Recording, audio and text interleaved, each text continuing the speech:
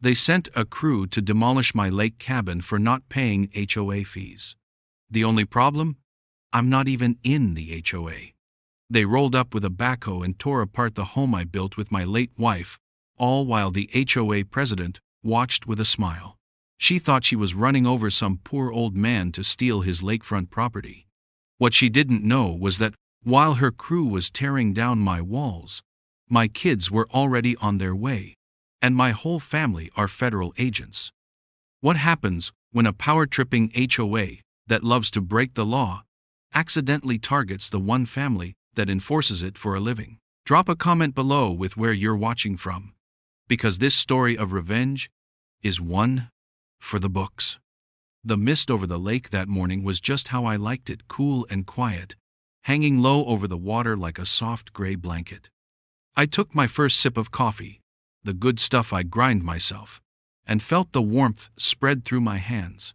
At 68, these little routines are what keep the world turning straight.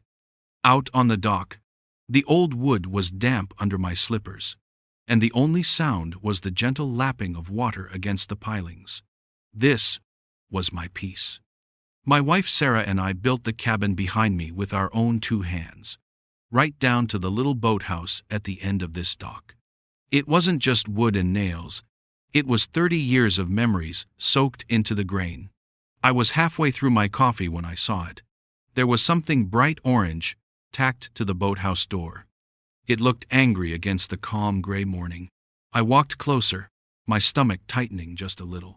It wasn't taped, it was nailed. A single thick-headed nail driven right into the wood Sarah and I had painted together a decade ago. That felt wrong. It was a violation before I even knew what it was. I pulled the nail out with my fingers, leaving a small, ugly hole. The paper was some kind of official notice. The header read, Lakeside Pines Homeowners Association. That was the first alarm bell. I wasn't a member of any Lakeside Pines HOA.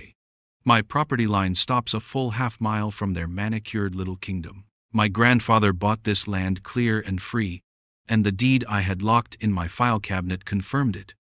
Below the heading, in big, bold letters, it said, Final Notice, Unpaid HOA Dues, Demolition Scheduled. My eyes scanned the page. The amount due was listed as $11,740.26.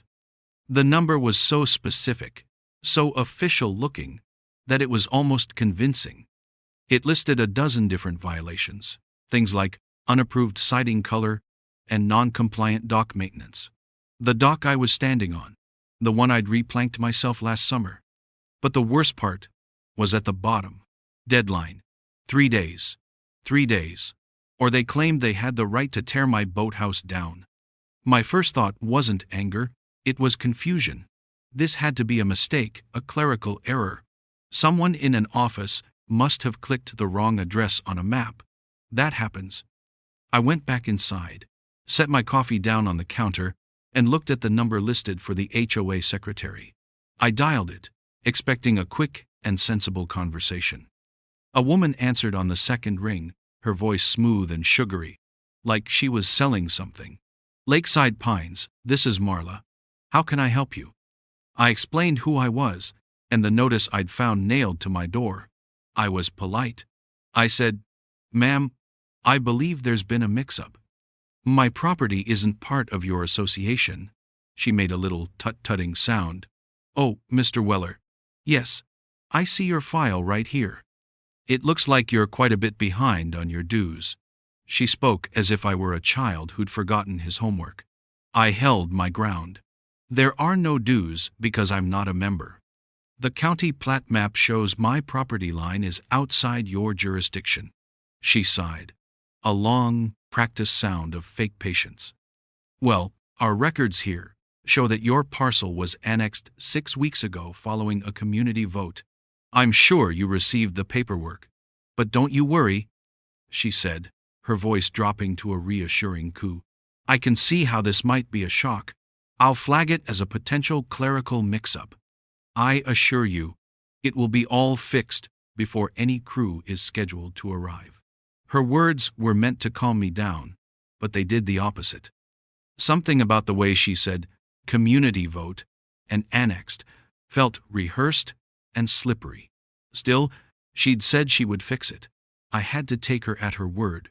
For now, I thanked her and hung up, feeling uneasy, but telling myself the system would work. A mistake was made. A mistake would be corrected. The next morning, the mist was gone, replaced by a hard, bright sun. I was making my coffee when I heard it, the low rumble of a heavy engine and the crunch of tires on my gravel driveway. It wasn't the sound of a neighbor's pickup truck. This was different.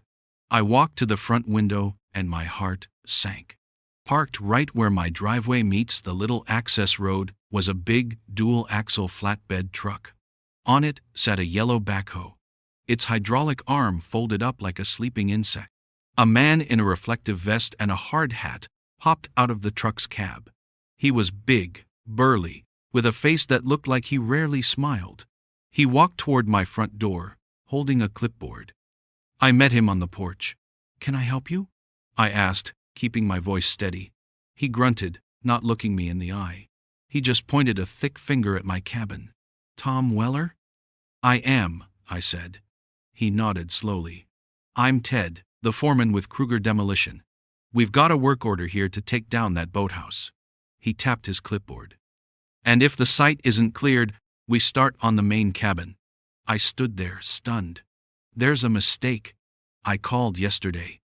The HOA secretary said she was handling it." Ted, the foreman, finally looked at me, his eyes tired. "Mister, I don't know anything about that. All I know is, we've got orders. She told us to be here at sunup. The order says we either get a certified check for 12 grand or we take it down."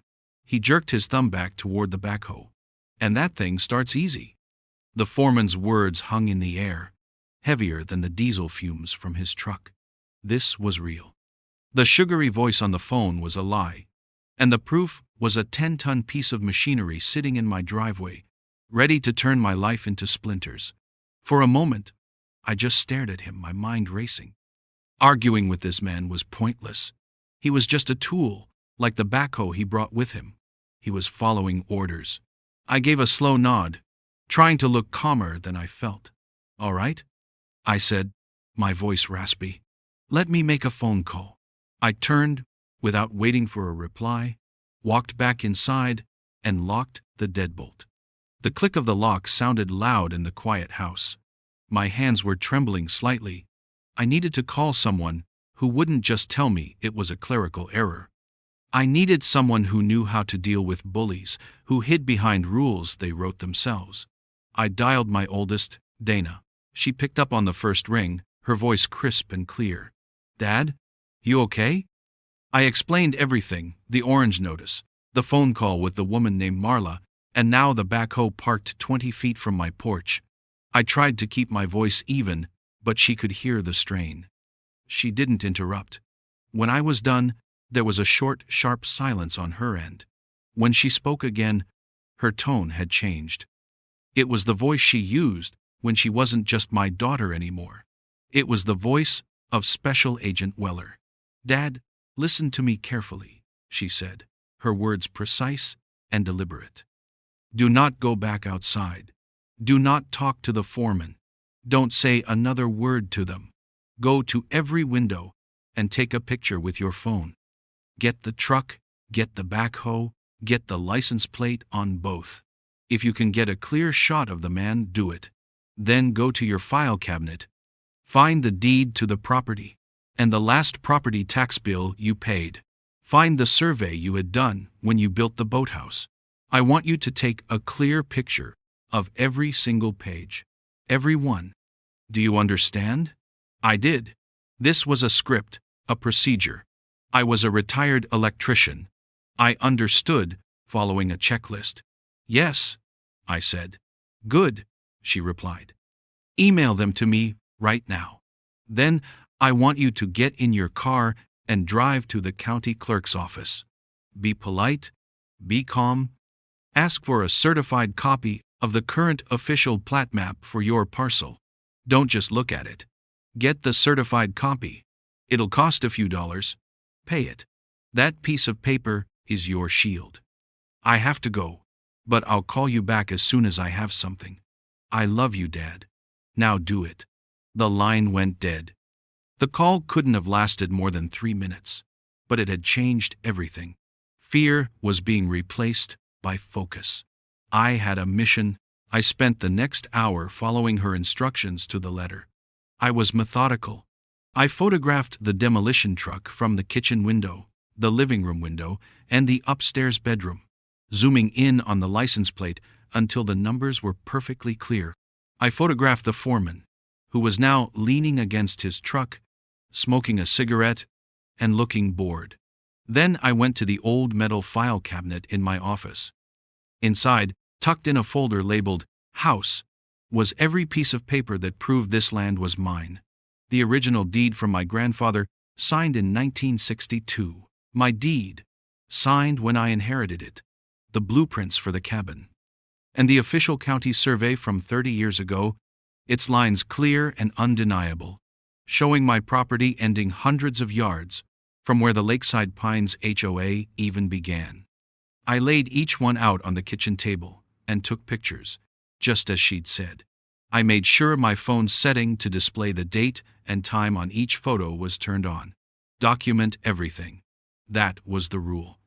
It felt good to be doing something, to be building a case instead of just waiting for an attack. When I was done, I drove to the county building downtown. It was one of those old brick buildings that smelled of dusty paper and floor wax. At the records counter, a young woman with tired eyes listened patiently. "I need a certified copy of the plat map for parcel number 75B1, I said, giving her the number from my tax bill. She typed it into her computer, clicked a few times, and then swiveled the monitor toward me. "This one right here?" she asked. On the screen was a map. I saw the outline of the lake, and I saw my little square of land right beside it. I saw the heavy black line that marked the boundary of the Lakeside Pines HOA. And I saw that my property was completely, indisputably outside of it. A wave of relief washed over me. It was a small win, but it felt huge. It was the truth, right there in black and white on a government computer. "That's it," I said. "I need a certified copy." She nodded, printed the map, and then stamped it with a heavy, satisfying clunk. She signed it, and the seal she pressed into the corner made it official. This wasn't just a piece of paper anymore. It was evidence. I was driving back home, the certified map on the passenger seat like a trophy, when my phone rang. It was Dana. "Okay, I've got something," she said, and her voice was grim. "Dad, this isn't a mistake. It's a target." "What do you mean?" I asked, turning onto the road leading back to my cabin. "I did a quick background check on your HOA president, Marla Jansen," Dana explained. "This isn't her first time at the rodeo. Over the last 5 years, she has filed altered property maps in 2 other counties. She finds a property she wants, usually one with water access that's adjacent to an HOA she controls. Then a new, slightly different map gets filed with the county, one where the boundary line has mysteriously moved. 6 weeks ago, she filed an altered map for your area. That's the community vote she was talking about. She forged it."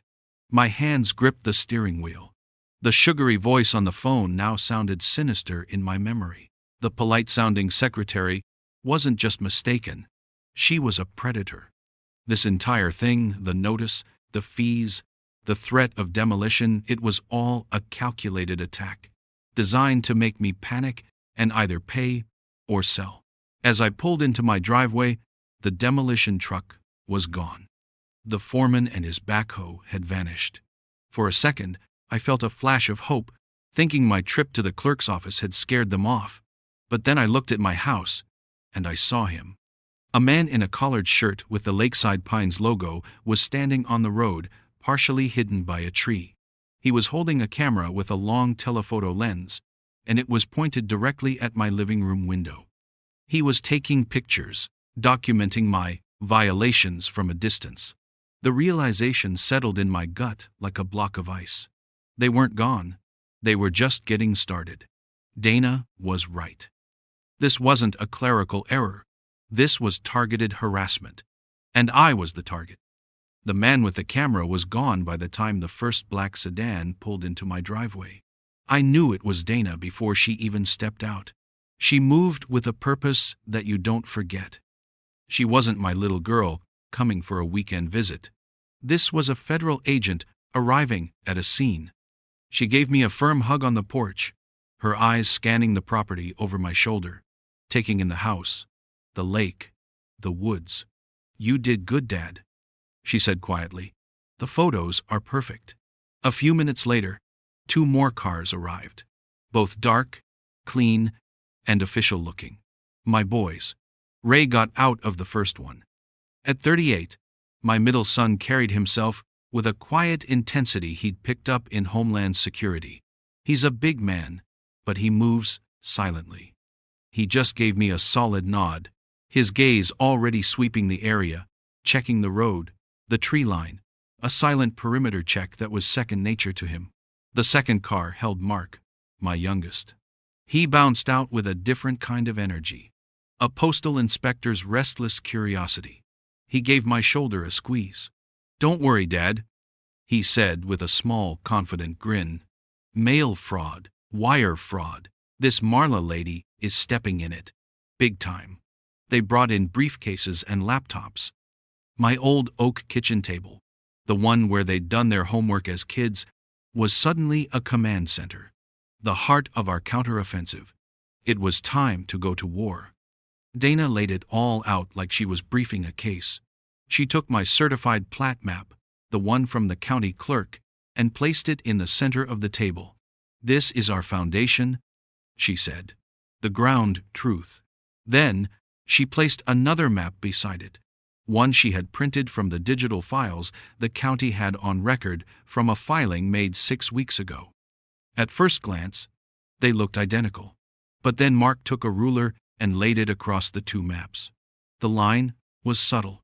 On Marla Jansen's map, the boundary of the Lakeside Pines HOA had been nudged about 200 feet to the north, a neat little curve that just happened to swallow up my entire property, including my dock and boathouse.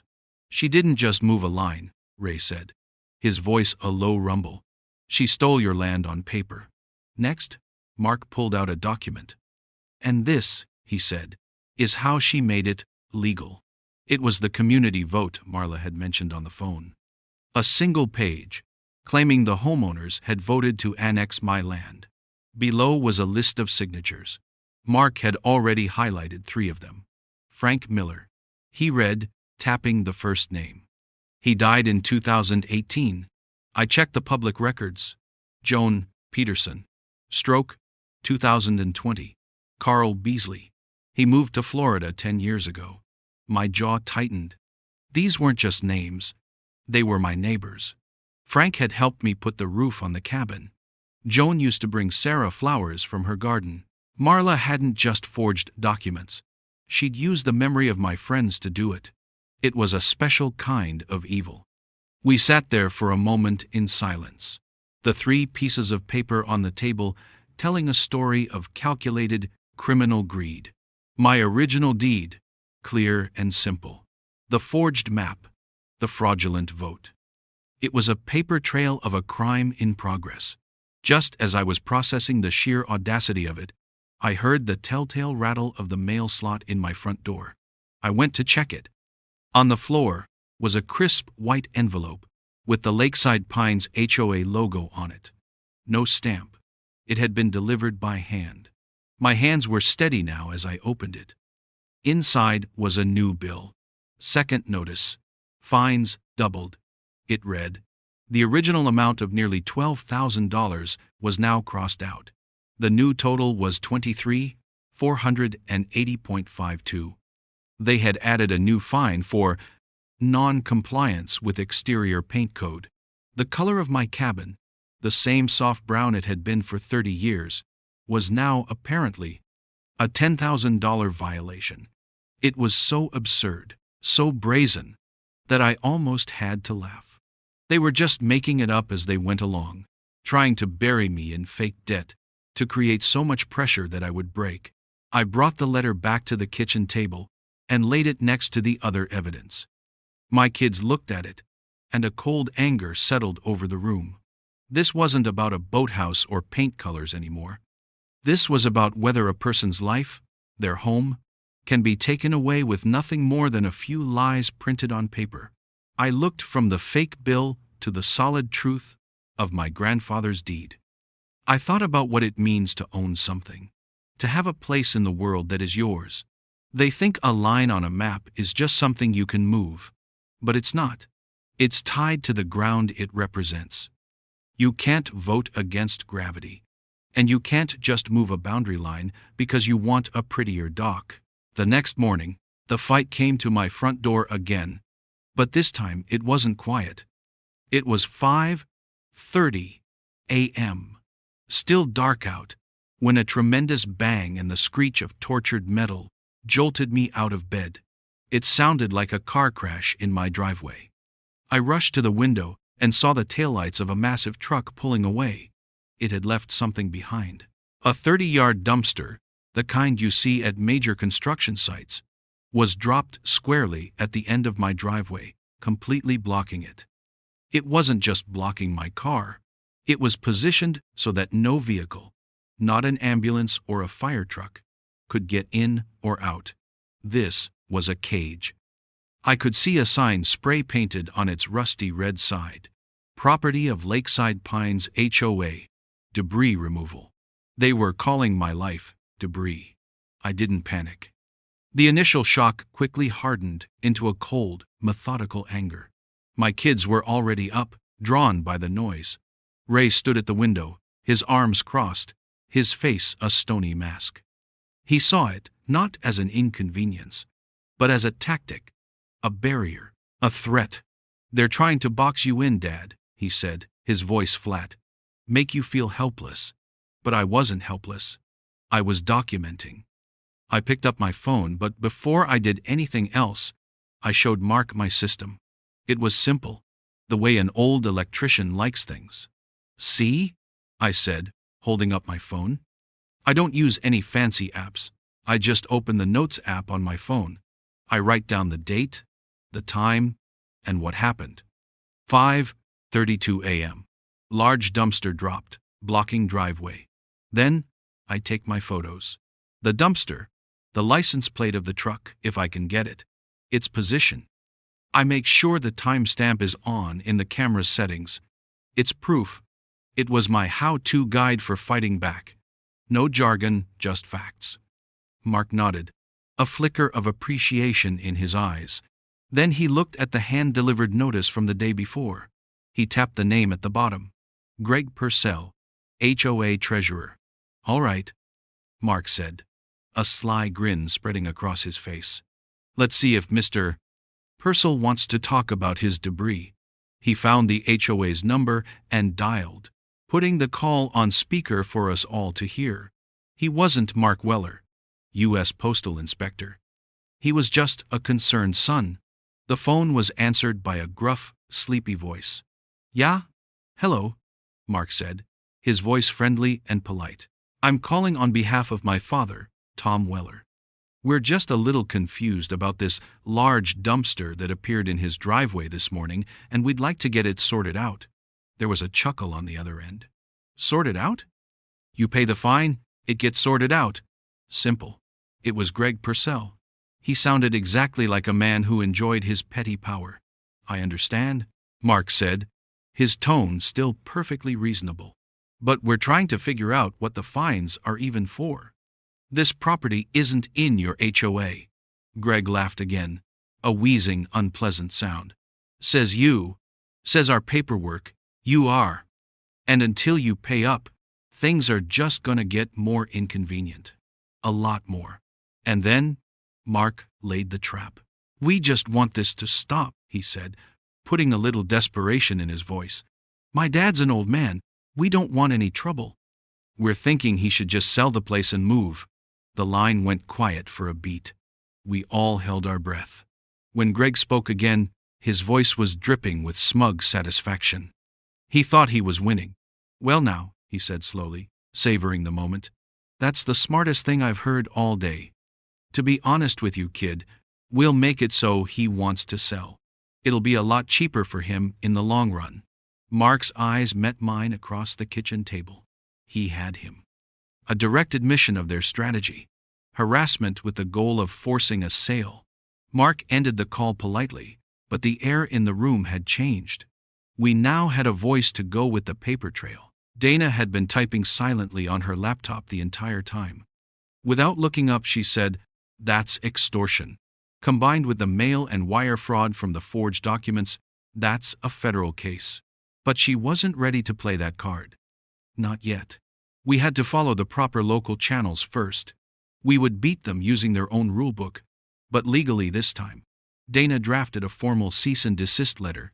It was a thing of beauty, clear, direct, and ironclad. It listed the illegal blockade of my driveway, the fraudulent documents, the fines levied without jurisdiction, and cited the recorded conversation with Greg Purcell as evidence of a coordinated harassment campaign. We weren't asking, we were demanding. An hour later, the county sheriff himself, a man I'd known for 20 years, pulled up on the main road. He couldn't get down my driveway, of course. He got out of his car, looked at the dumpster, and shook his head. He walked over and I met him by the road. I handed him the letter. He read it, his expression growing grimmer with each line. He walked over to the Lakeside Pines entrance, and a few minutes later, Marla Jansen emerged from her perfect-looking house, her face a mask of polite concern. The sheriff didn't raise his voice. He just handed her the letter. The look on her face as she read it was worth more than the $23,000 they claimed I owed.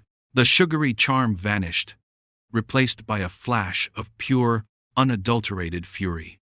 20 minutes later, the same truck that had dropped the dumpster returned, and with another series of groans and screeches, hauled it away. The driveway was clear. It was a victory. Small, but sweet. We had pushed back, and they had retreated. But that night, as the sun went down over the lake, my phone buzzed. It was a neighbor from down the road. "Tom," he said, his voice worried, "you might want to look at the Lakeside Pines HOA Facebook page." I pulled it up on my laptop. There, at the top of the page, was a new post. It was a picture of my cabin, the one the man with the telephoto lens had taken. Underneath it, in big bold letters, was a public notice of violation and non-compliance. And right there, for the whole world to see, they had tagged me by name. My private fight was now a public spectacle. They weren't just trying to take my home, they were trying to take my name. The Facebook post was meant to isolate and shame me. It was a digital version of putting someone in the stocks in the town square. Marla Jansen thought that by making it public, she could paint me as a stubborn old man who wouldn't follow the rules, turning the community against me. She was wrong.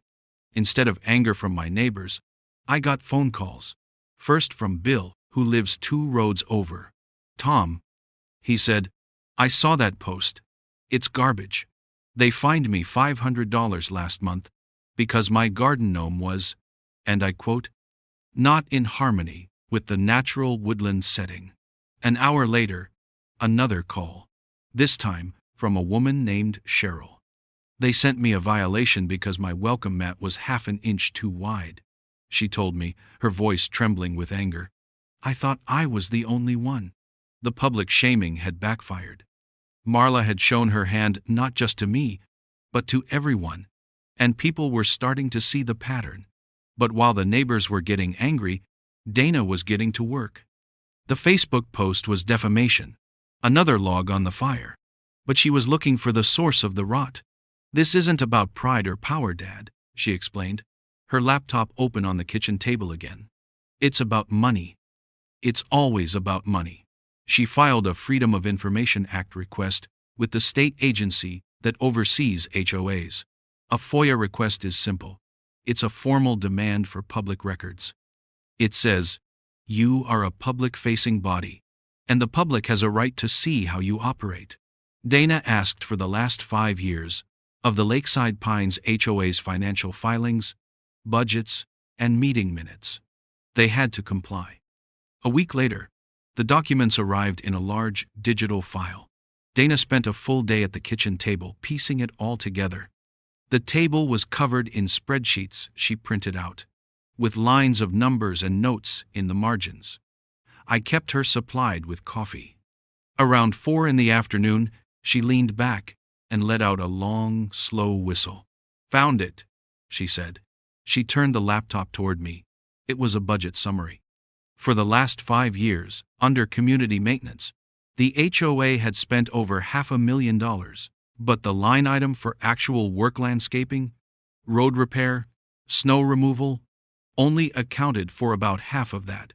"Right here," Dana said, pointing to a recurring expense category labeled General Contracting and Site Management. The total was $218,000. There were no receipts, no specific invoices. Just a lump sum paid out every quarter. "That's a slush fund," Ray said, looking over her shoulder. But it got worse. Dana dug into the state's business registry. She searched for the company that was receiving all those payments, Jansen Contracting. The sole proprietor, the owner of the company, was a man named David Jansen, Marla Jansen's brother. The HOA president was paying her own brother from the community funds for work that was never specified and likely never done. This was the engine of her entire operation. The bogus fines she charged people like me and my neighbors weren't just for power. They were to cover the holes in the budget left by the money she was funneling to her own family. The evidence was now overwhelming. That evening, my garage looked less like a workshop and more like a secret meeting hall for a suburban resistance. Bill and Cheryl came, along with another homeowner, a young guy who'd been fined for the color of his kid's tricycle.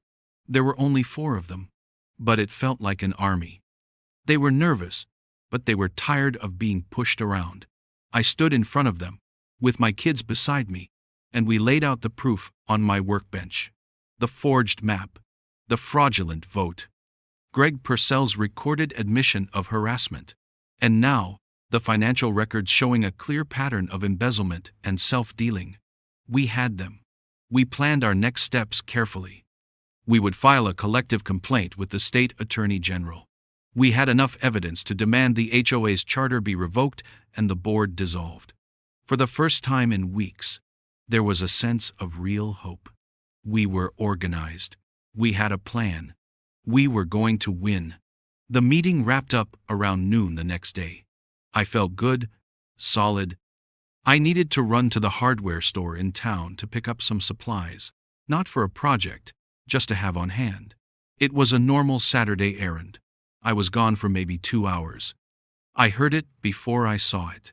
As I turned onto my road, I could hear a buzzing sound, like an angry wasp. But it wasn't a wasp. It was a chainsaw. A sick feeling crawled up my spine. I rounded the final bend, and my heart stopped. Where my boathouse had stood for 30 years, there was now just a pile of splintered wood and broken dreams. Ted the foreman and his crew were there, just finishing the job. They had torn it down. The roof I'd shingled with Sarah, the walls we'd painted, the little window she'd picked out because it caught the morning sun, it was all gone. They had moved with stunning speed, a brutal, efficient act of destruction while I was away.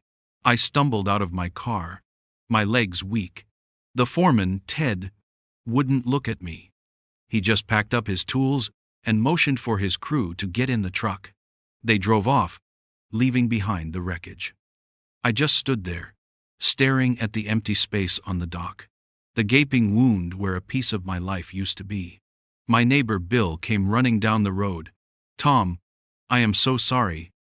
We called the sheriff as soon as we saw them, but they were done in no time. They worked so fast." He looked devastated for me. "And Tom, there's something else," he said, his voice low. After the big crew left, another truck came. A pickup. Marla's nephew. He loaded up all the good lumber, the old-growth cedar. Said it was salvage. They hadn't just destroyed my property. They had looted it, stolen the very bones of my past, right out of the wreckage. I sat down on the edge of my ruined dock, the place where Sarah and I used to watch the sunset, and for the first time since this all began, the fight went out of me. They had finally hit me where I lived. For a long time, I just sat there on the splintered edge of the dock, in the empty space where 30 years of my life had been. The air smelled of freshly cut, raw wood. The sound of the chainsaw was gone, but it echoed in my head. I ran my hand over the rough, broken planks at my feet. My fingers found something smooth, tucked in a crack, a small, faded photograph that must have been tacked to a wall inside the boathouse and fallen out during the demolition. I picked it up. It was a picture of Sarah and me, taken the summer we finished building it. We were both so much younger, covered in sawdust, smiling at the camera. She was holding the hammer, and I had my arm around her.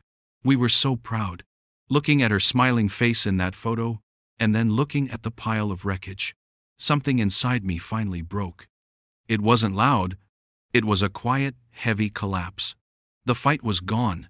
They had won. They had not just torn down a building, they had torn down a memory. My kids found me sitting there. Dana put a hand on my shoulder. Ray stood beside her, his jaw set like stone.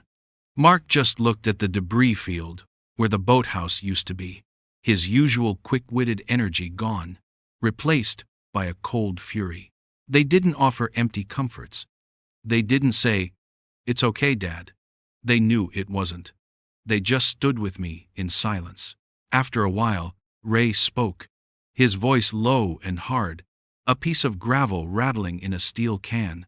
"That's it," he said. "The defensive posture is over. We stop reacting.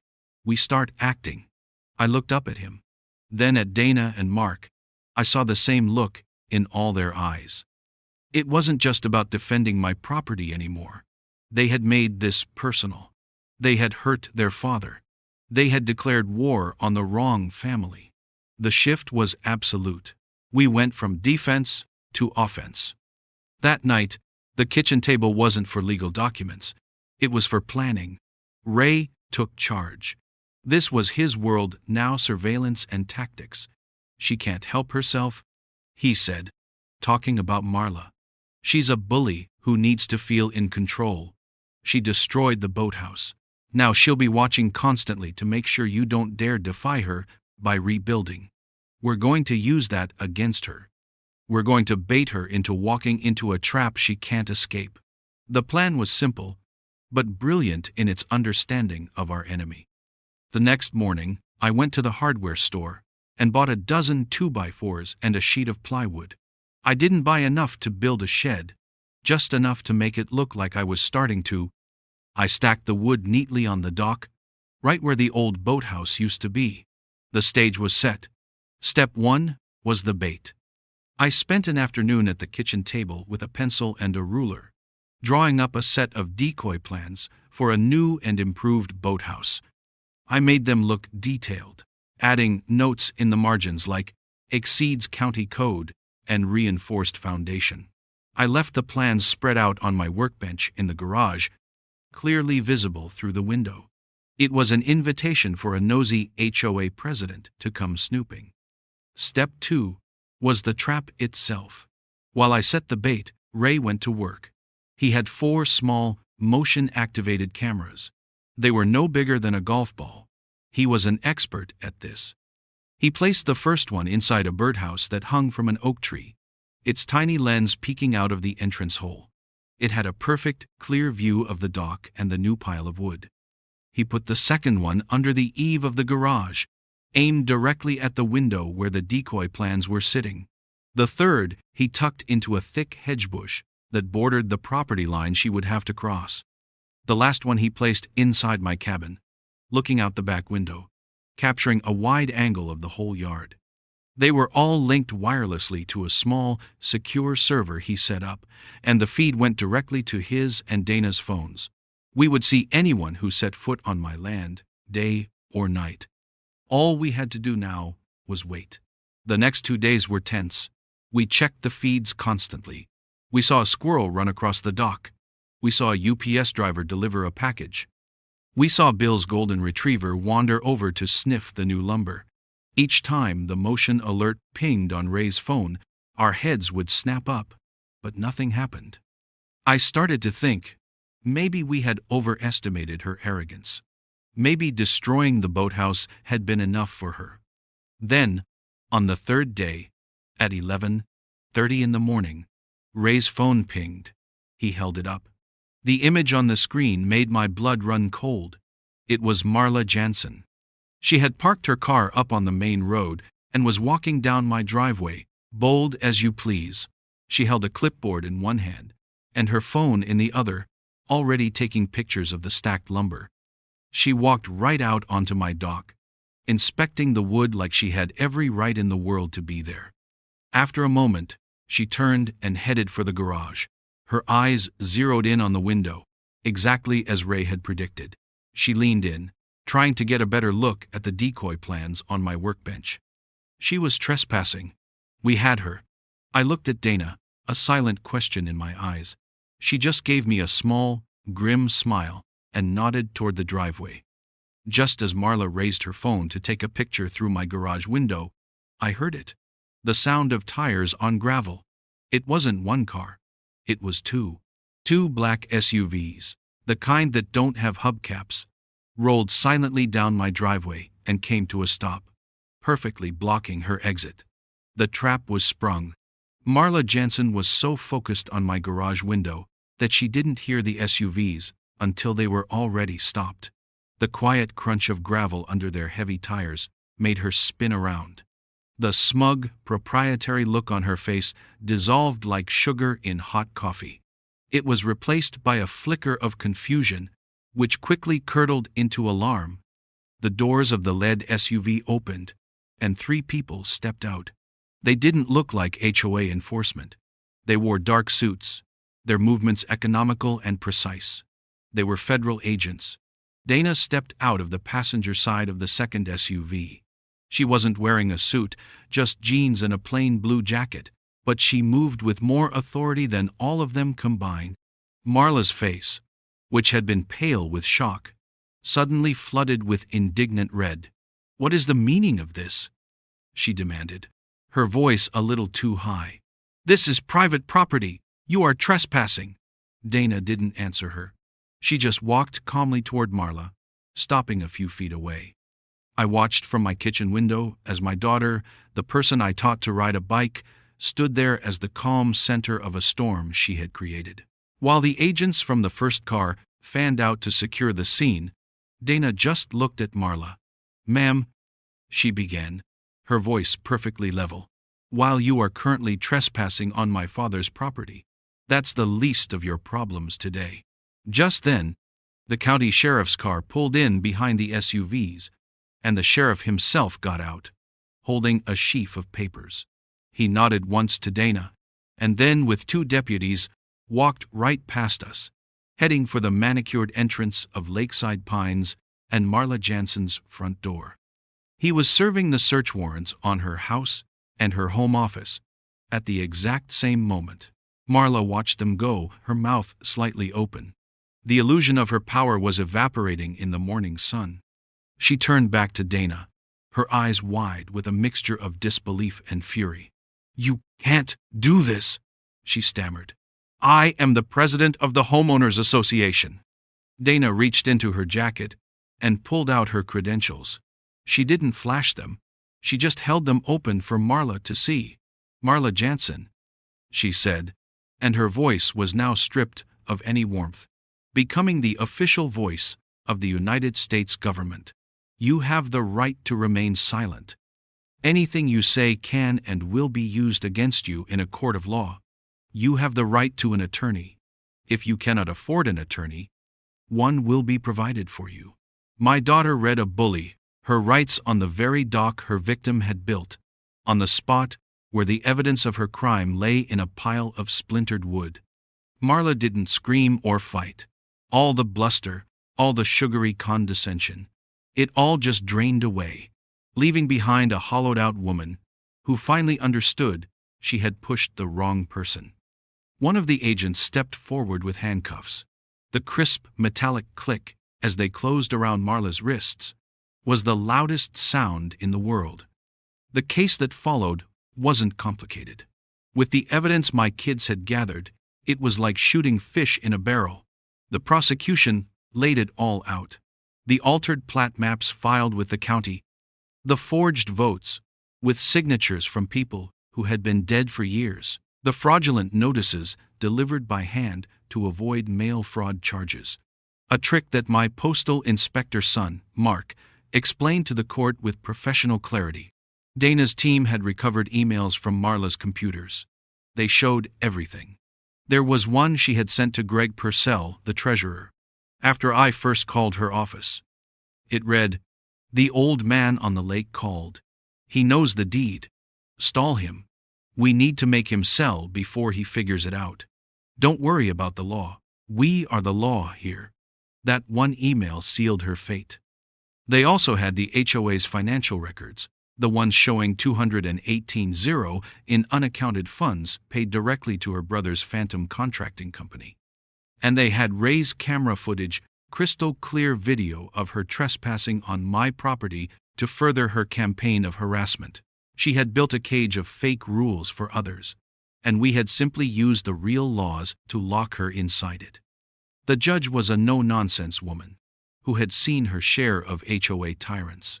She didn't just find Marla guilty. She made an example of her.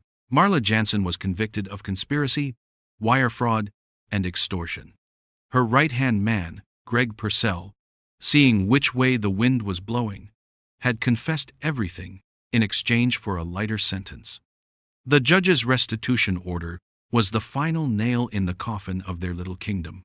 She ordered Marla to pay me $64,000 in personal damages for the harassment and the emotional distress. She ordered the full and complete reconstruction of my boathouse to be paid for out of her personal assets, not the HOA's funds. And the final, beautiful blow. She ordered the Lakeside Pines HOA board immediately dissolved. Its charter was revoked, and it was to be placed under the independent administration of a court-appointed receiver. Her power was gone. Her money was gone. Her kingdom was gone. The best part of the whole thing was the county commissioners meeting a month later. Spurred on by the case, they voted unanimously to pass a new ordinance. All HOAs in the county would now be subject to mandatory independent financial audits every 2 years. My fight had protected not just my own property, but potentially hundreds of others. The next Saturday, a different kind of truck pulled into my driveway. It was a lumber truck, filled with beautiful new cedar planks, the kind that smells like hope. My neighbors, Bill and Cheryl and the others who had stood with me, showed up with tool belts and coffee. We spent the weekend rebuilding the boathouse. We weren't just putting up walls. We were rebuilding a community, based on respect, not rules written by a bully. As I drove the last nail into the new roof, standing in the same spot where I'd stood with Sarah all those years ago, I looked out over the quiet water. The mist was hanging low over the lake again, just how I liked it. You can't vote against gravity. It's a fundamental law of the world. It will always pull you back down to earth. And you can't fake your way out of the truth. It will always, eventually, come out into the light.